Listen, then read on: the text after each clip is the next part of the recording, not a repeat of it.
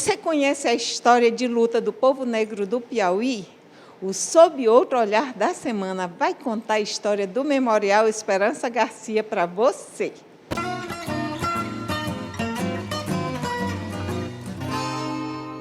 Eu estou com o doutor em Educação Física e Saúde, Edivaldo Oliveira, e ele vai falar sobre sua tese de doutorado sobre a conquista histórica do Memorial Zumbi dos Palmares. Como surgiu a ideia de você fazer esse estudo em relação à conquista do memorial, que hoje é a Esperança Garcia e que já foi Zumbi dos Palmares? Na verdade, quando eu resolvi fazer essa tese de doutorado, eu ia estudar os terreiros de candomblé e umbanda como espaço de lazer.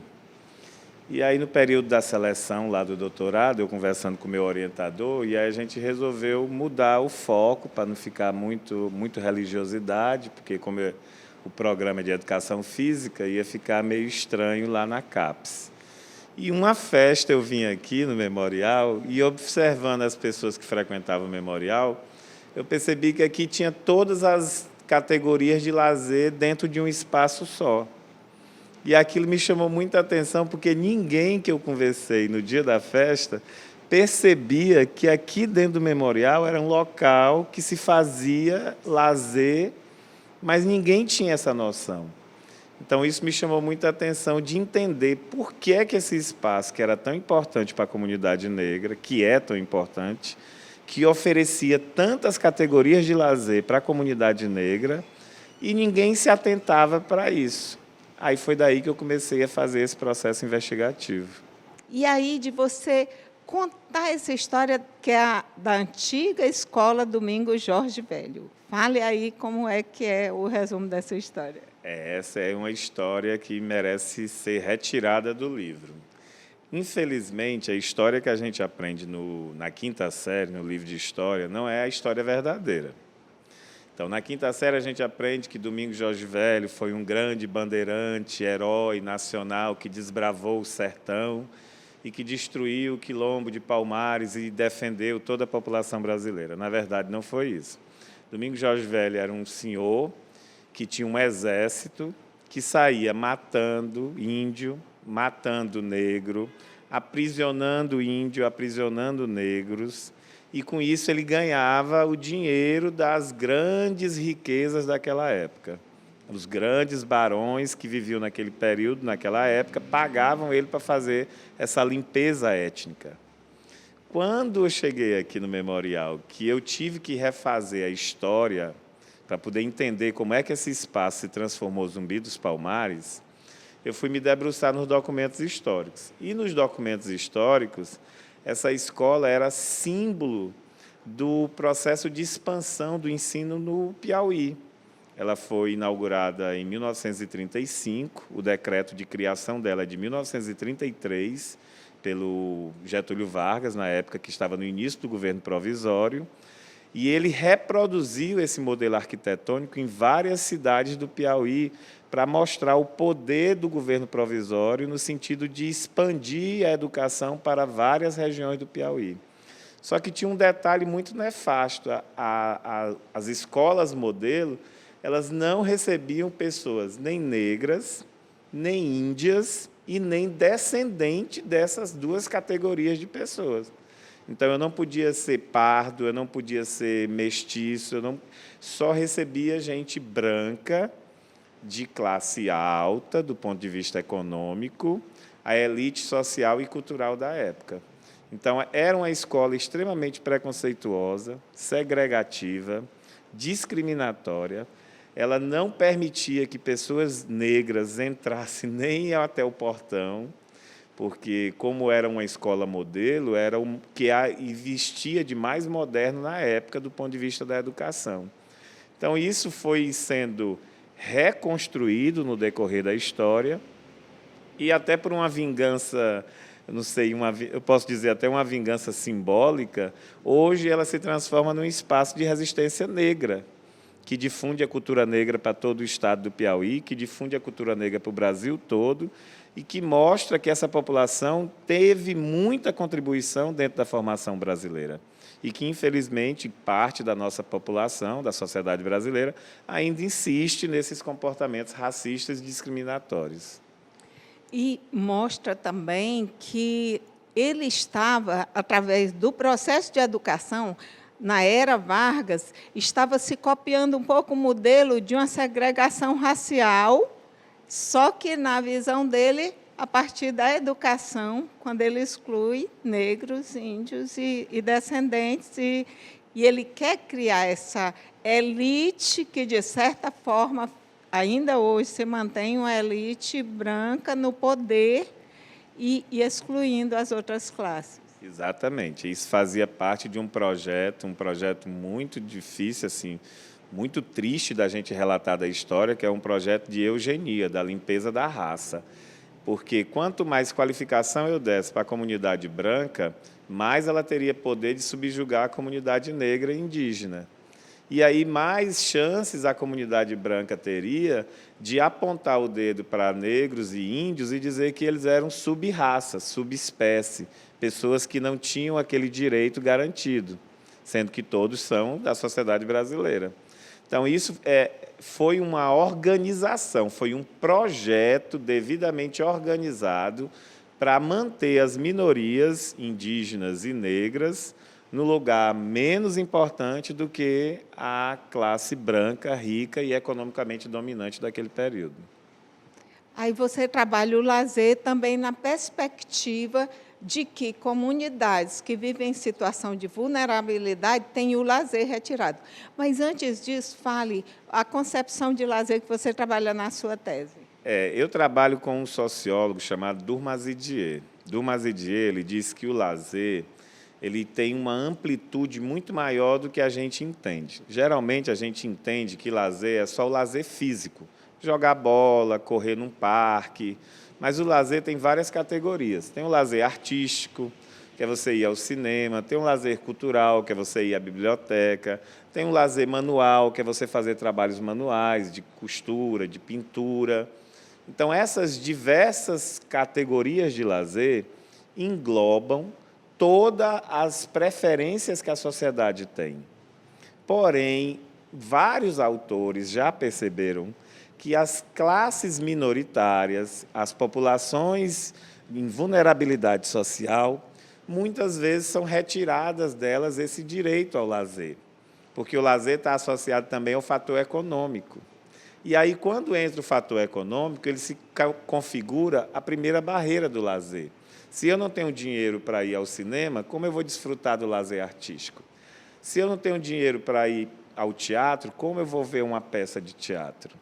Então, as minorias sempre são prejudicadas nesse sentido, apesar de que o lazer é garantido por lei. Deveria existir políticas públicas garantidas pelo Estado para oferecer práticas de lazer a toda a comunidade, independente da cor, do gênero, da raça, do credo. Porém, isso não acontece na prática. Infelizmente, as práticas de lazer são direcionadas para aqueles que mais têm, do ponto de vista econômico, e são retiradas daqueles que menos têm, do ponto de vista econômico. E social também.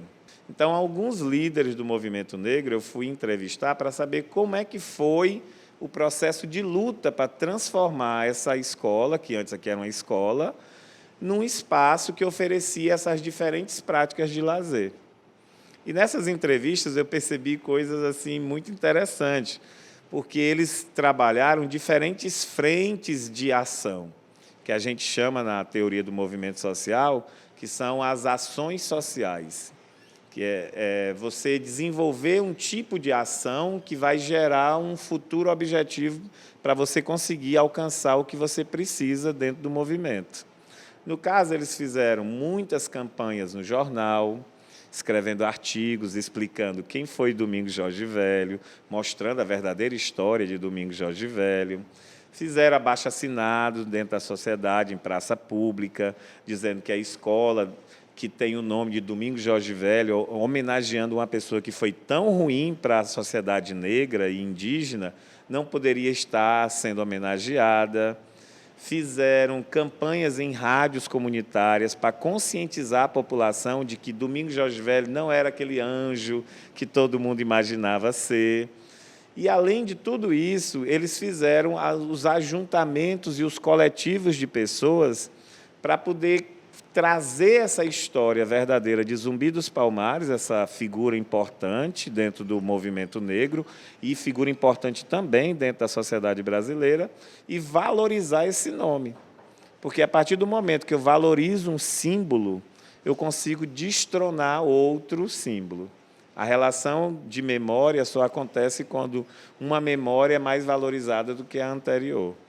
Então, o processo de apropriação do memorial passou por todas essas etapas de luta, até chegar aos dias atuais, que os dias atuais foram os mais sofridos, né? Porque passaram por questões políticas, questões sociais, questões econômicas. Todas essas questões influenciaram o movimento nesse processo de apropriação do memorial.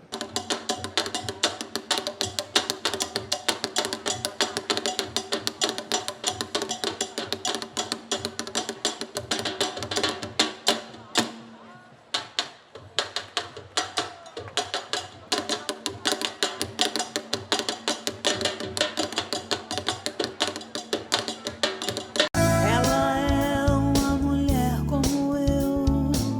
Ela é uma mulher como eu.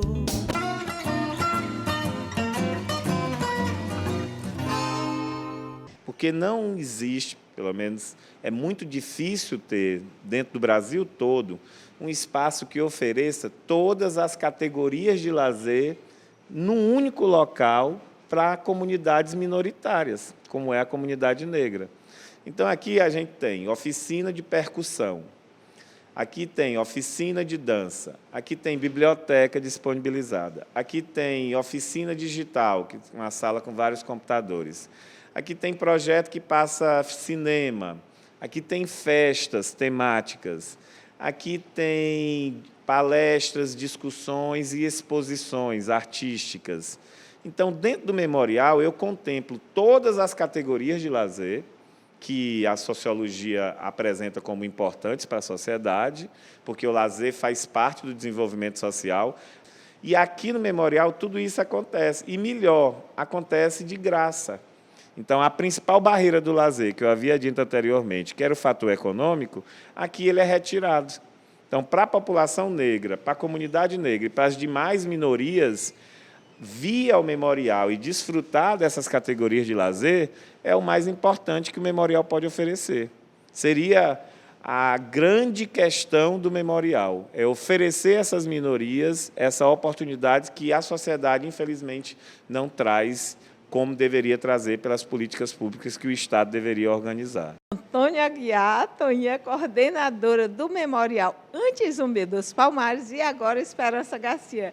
E aí, Toninha, fala para a gente como é que foi, você está participando de movimentos, não participou do início, mas está no movimento de apropriação do Memorial Esperança Garcia. Então, primeiro dizer que é uma satisfação, né? Estarmos hoje falando sobre o Memorial Esperança Garcia. Eu não participei no início, né, do movimento, que foi os abaixo-assinados, né, as manifestações, mas logo após ser descoberto nesse espaço para ser o centro de referência da cultura negra, eu passei a frequentar, né, esse espaço, participando de reuniões, de oficinas, de algumas atividades. Então, enquanto Memorial Zumbi dos Palmares.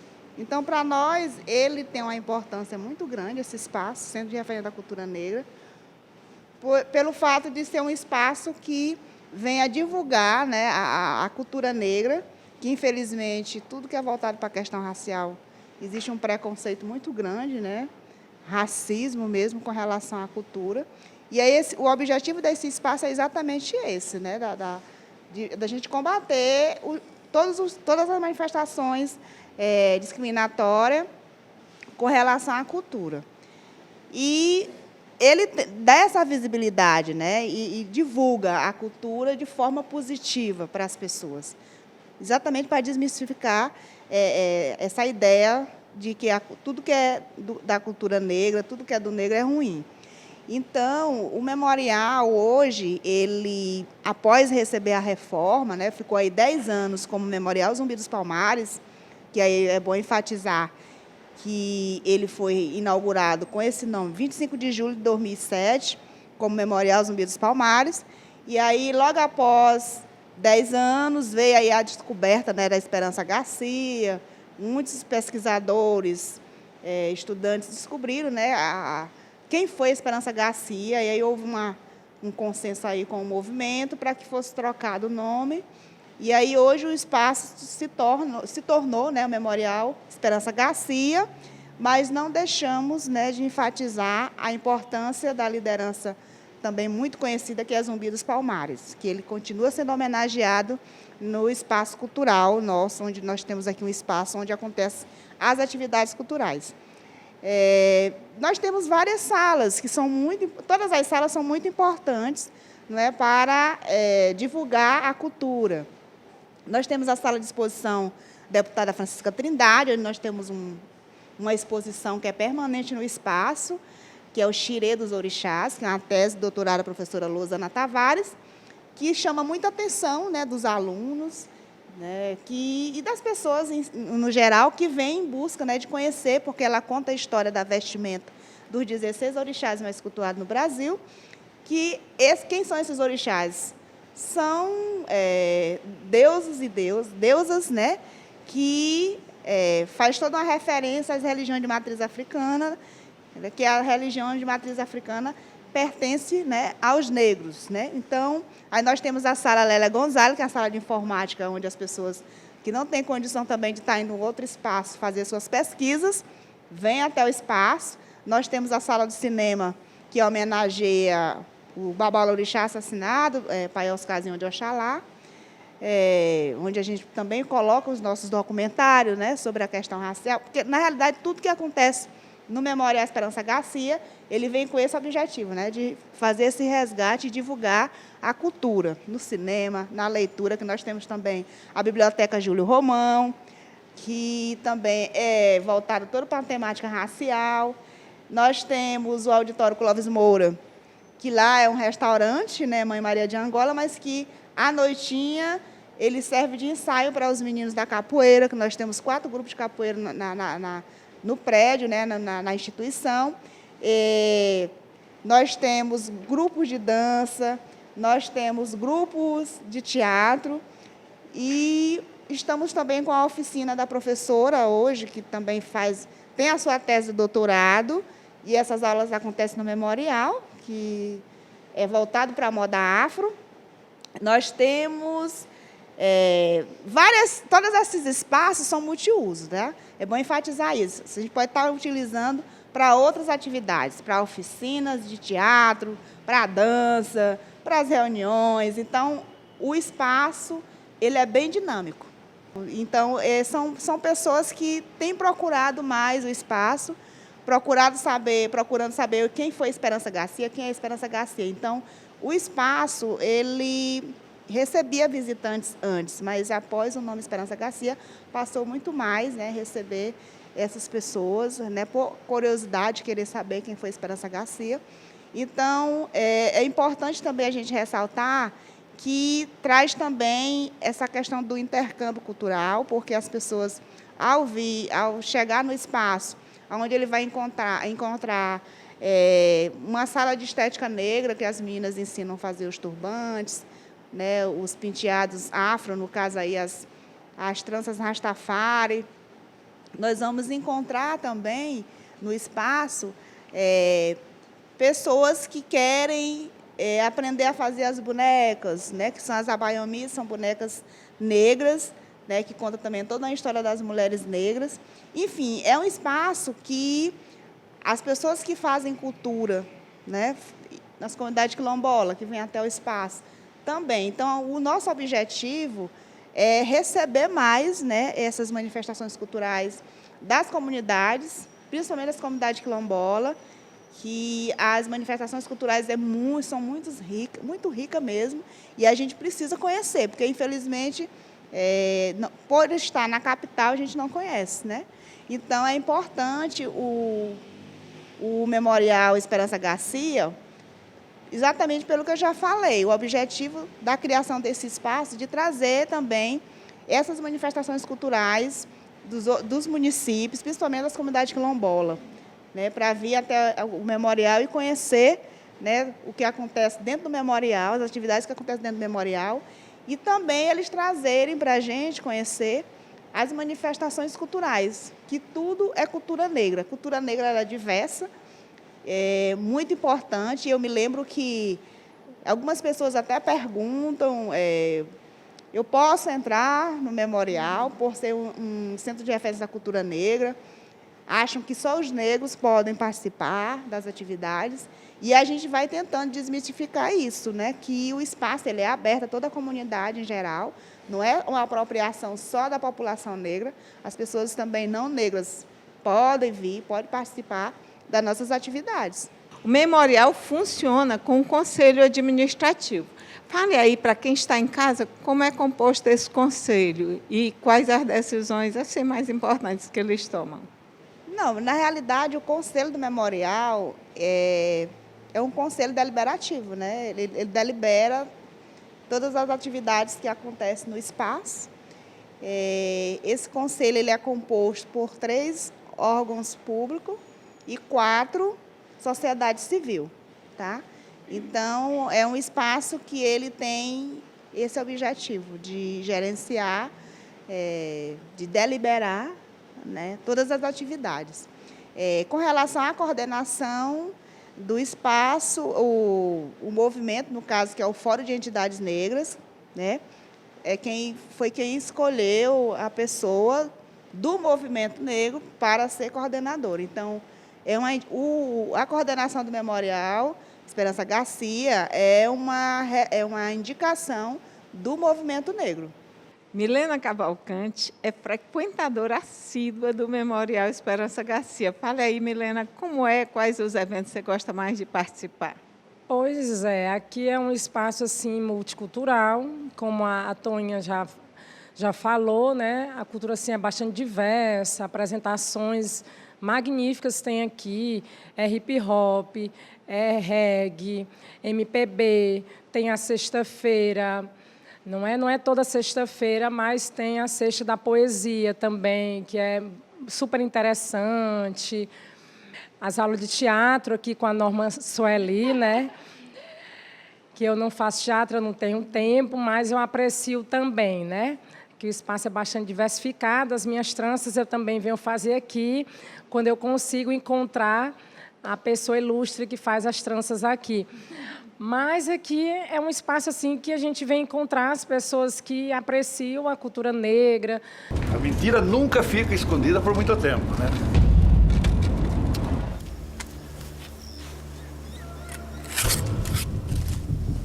Nem consegue se enganar tantos por tanto tempo. Recebi da respeitável irmã superiora da Casa de Expostos o menor, Aloísio da Silva. Eles vieram aqui no orfanato. Eles estavam procurando os meninos mais fortes? O que era bom para o Estado, o que era bom para o orfanato Romão de Matos Duarte, por que não haveria de ser bom também para os meninos? Todo mundo era numerado? Era numerado. Era por escala, né? Ele quis preto só, porque branco ele não quis. Depois da lavoura vinha aquela cocheira, acabamos os cavalos, mergulhar nos carneiros lá na grama. Vocês eram remunerados? Não, era só a comida e mais nada. E assim é a vida. Esse período é o mais racista da nossa história. Acabou o escravo, mas aí como que nós vamos inferiorizar os trabalhadores? As teorias da superioridade racial branca floresciam. Precisava higienizar o povo brasileiro. Que sociedade era essa que aceitava tais ideologias e tais práticas como sendo não só comuns, como louváveis? A minha infância foi roubada. Estendia a mão e ia, pá! Ficava de braço aberto, joelhar em cima de grão de milho e tudo. Deus o livre, só escutava o grito. Tomara que ninguém passe o que passei. Fugir. Era a única coisa que a gente pensava, mais nada.